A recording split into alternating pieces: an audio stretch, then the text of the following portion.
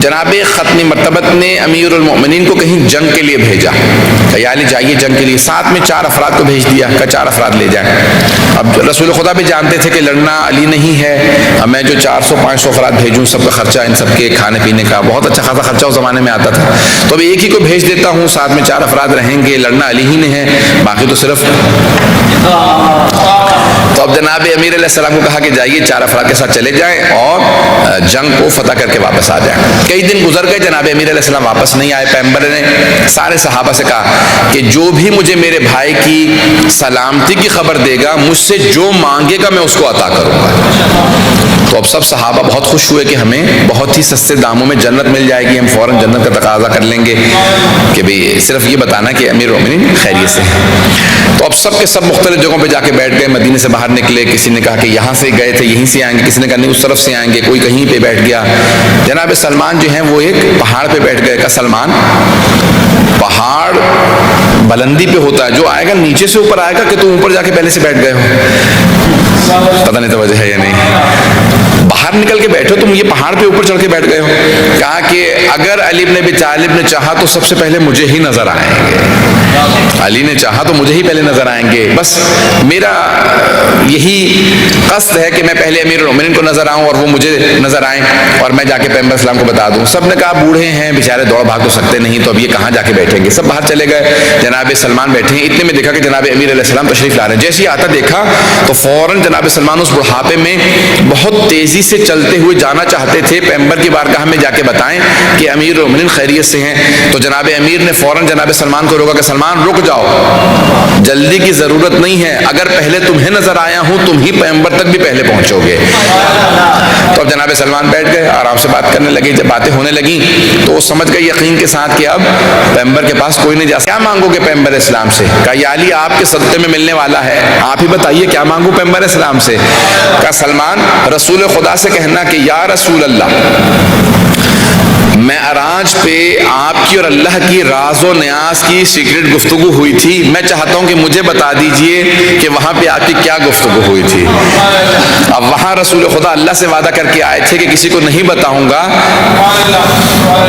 جو یہاں پہ گفتگو ہو رہی ہے، کیونکہ کسی میں اتنی صلاحیت ہی نہیں ہے کہ برداشت کر سکے، پتہ نہیں توجہ ہے یا نہیں ہے۔ تو اب یہ کوئی ایسا ہی بتا سکتا تھا کہ جس کو معلوم ہو کہ وہاں پہ کوئی خاص گفتگو ہوئی ہے جو صحابہ کو بتانے والی نہیں ہے۔ تو جناب سلمان نے کہا بس یہی بات ہے یا علی؟ کہاں بس یہی بات ہے، بس یہ پوچھ لینا۔ کہا ٹھیک ہے، بس آپ نے کہہ دیا یہی سوال کر لوں گا۔ جناب سلمان کو بھی سمجھ میں نہیں آ رہا تھا کہ یہی سوال کیوں کہا، کہ جو اللہ کی اور آپ کی راز و نیاز کی باتیں ہوئی ہیں وہ مجھے بتا دیجئے۔ ایک مرتبہ جناب سلمان نے فوراً کہا یا رسول اللہ، آپ کو آپ کے بھائی علی کی خیریت کی خبر دینے آیا ہوں، مبارک ہو وہ خیریت سے ہے۔ کہا سلمان جو مانگو گے عطا کروں گا۔ تو فوراً جناب سلمان نے کہا یا رسول اللہ، وہ جو آپ کی اور اللہ کی راز و نیاز کی گفتگو ہوئی تھی وہ مجھے بتا دیجئے۔ تو جناب پیغمبر اسلام فوراً سمجھ گئے کہ یہ علی نے بتایا ہوگا ان کو سوال، اور تو کوئی بتا نہیں سکتا۔ تو بھی انتظار میں تھے، فوراً جناب جبرائیل نازل ہوئے، کہا کہ اے حبیب خدا، اے رسول خدا، درود و سلام ہو آپ پر اور آپ کی آل پر، اللہ بھی آپ پر اور آپ کی آل پہ درود و سلام بھیجتا ہے، اور اللہ یہ فرما رہا ہے کہ اللہ نے جناب سلمان فارسی کو اتنی صلاحیت دے دی ہے ایمان کے لحاظ سے کہ وہ منا اہل البیت کے درجے پہ ہیں، آپ انہیں جو بتائیں گے وہ صلاحیت رکھتے ہیں سمجھنے کی بھی قبول کرنے کی بھی، تو آپ ان کو بتا سکتے ہیں، ان میں اتنی طاقت ہے، صلاحیت ہے، ایمان اتنا بلند ہے کہ سمجھ لیں۔ جناب پیغمبر اسلام نے کہا کہ سلمان بیٹھ جاؤ تو میں بتاؤں گا۔ جناب سلمان کہتے ہیں پیغمبر بولتے جا رہے تھے اور مجھے ہر بات حفظ ہو رہی تھی، یاد ہوتی چلی جا رہی تھی، میں میمورائز کر رہا تھا، جیسے میرے دل و دماغ میں اترتی چلی جا رہی ہے، جو سنتا تھا مجھے حفظ ہوتا چلا جا رہا تھا۔ میں نے سننا شروع کیا، بہت دیر تک سنتا رہا۔ پیغمبر نے کہا سلمان گفتگو ختم ہو گئی، جا سکتے ہو۔ کہا میں دوڑتا ہوا گھر آیا، میں بیٹھا، 1000 باتیں پیغمبر اسلام نے مجھے سنائی تھی۔ کہا 1000 باتیں پیغمبر نے مجھے سنائی، وہ ساری مجھے یاد تھی۔ جب میں نے آنے کے بعد تقسیم کیا تو 500 فضائل علی کے تھے، 500 فضائل فاطمہ الزہرا کے تھے۔ محمد وآل محمد بلند کر صلوات۔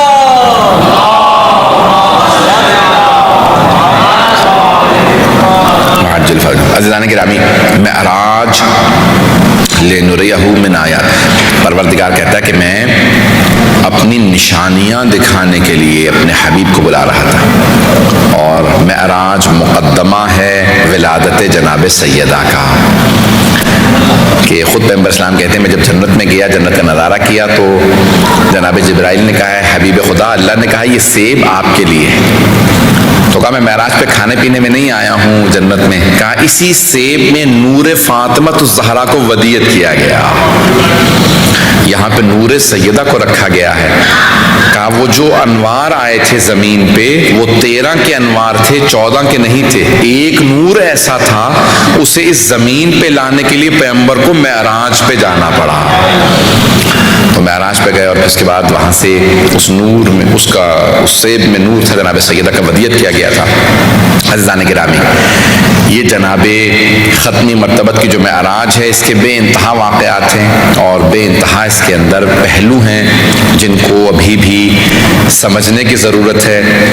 اور سورہ نجم کے اندر جو الفاظ ہیں فدنا فتدلی فکان قاب قوسین او ادنا، 2 کمانوں کا فاصلہ تھا، 2 کمان آج تک کوئی سمجھ نہیں سکا، کچھ نے لکھا کہ یہ جو 2 کمان تھے، کمان تیر کمان، بو اینڈ ایرو، تو کہا کہ یہ جو ہے ایک کمان جانے والی دوسری کمان آنے والی، 2 کمانوں کا فاصلہ تھا، واللہ عالم آج تک لوگ تفسیریں لکھ رہے ہیں کہ یہ 2 کمانوں کا فاصلہ کیا ہے کہ پیغمبر گئے اور واپس آئے، کتنی ہی تشریحات تفسیر کے اندر لکھی گئی ہیں معراج سے متعلق، جتنا پڑھتے چلے جائیں گے تشنگی اتنی ہی بڑھتی چلی جائے گی، پیاس اتنی ہی بڑھتی چلی جائے گی۔ امیر المومنین فرماتے ہیں 2 پیاسوں کی پیاس کبھی بجھتی نہیں ہے، ایک وہ جسے دنیا کی پیاس لگ جائے، جتنی دنیا دے دو گے اتنی ہی اور زیادہ دنیا مانگے گا، دوسرا وہ جسے علم کی پیاس لگ جائے، جتنا علم حاصل کرتا رہے گا کہے گا مجھے اور زیادہ پیاس ہے، مجھے اور علم چاہیے، مجھے اور علم چاہیے، کہ اگر تم اس کا کمپیریزن کرو جو جانتے ہو اور جو نہیں جانتے، جو نہیں جانتے بہت زیادہ ہے، جو جانتے ہو وہ بہت کم ہے۔ پروردگارا اس معراج کے صدقے میں ہم سب کو پیغمبر اسلام کی اس دنیا میں زیارت نصیب فرما،